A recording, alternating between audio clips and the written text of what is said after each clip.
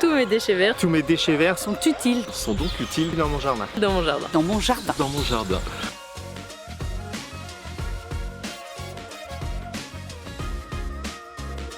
Le but de ma participation, c'était vraiment de pouvoir améliorer mes pratiques au quotidien, d'éviter de jeter tous les déchets verts que je produis dans mon terrain et pour pouvoir les réutiliser pour faire un cycle complet dans la nature. Au lieu de tout emmener à la déchetterie, eh bien, j'ai voulu savoir comment je pouvais faire autrement et beaucoup plus simplement.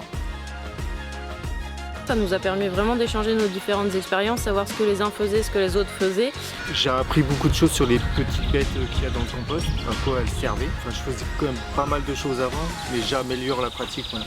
Mais on apprend beaucoup grâce aux défis.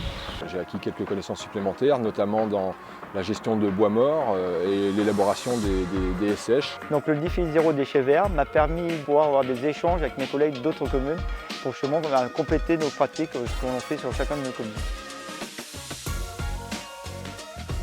Quand je tonds la pelouse, je fais du mulching, donc je laisse tout sur place. Et donc ça m'a conforté dans ces activités-là, grosso modo. On voit vraiment la différence depuis le paillage, on voit les petites bêtes qui reviennent, on voit des choses qu'on n'observait pas, qu'on n'observait plus avant. La SH faite un peu mieux et un peu plus intelligemment, ça va nous permettre aussi d'avoir toute la biodive qui va pouvoir se remettre dedans, les petits hérissons, les oiseaux au-dessus, les insectes, tout ça. On met en place ce qu'on appelle la fauche tardive. En fait, on va venir faucher l'intégralité de la zone qu'une à 2 fois par an selon les espaces. Ça permet de générer moins de déchets. Donc on tond un minimum et tout est tondu en mulching. Depuis le défi zéro déchet vert, nous avons mis en place dans le cimetière un système de tri des déchets. Tout ce qui est plastique, c'est dans un bac. Tout ce qui est déchets verts, terreau, tout ça dans notre bac. Tout ce qui est plaque en marbre, dans notre bac. Pour essayer de tout trier, alors qu'avant ça allait tout aux ordures ménagères et c'était enfoui. Et voilà. Parce qu'on fait tout ce qui est le gros bois, on peut se servir comme bois de chauffage et on le redistribue aux habitants de Voulême qui en ont besoin pour éviter justement de gaspiller. Ce que j'ai appris ou ce qui m'a étonné, c'est que je ne savais pas qu'il y avait une vie sous le sol si riche. Et donc, à travers les expériences, on a pu voir les vers de terre, les cloportes, etc.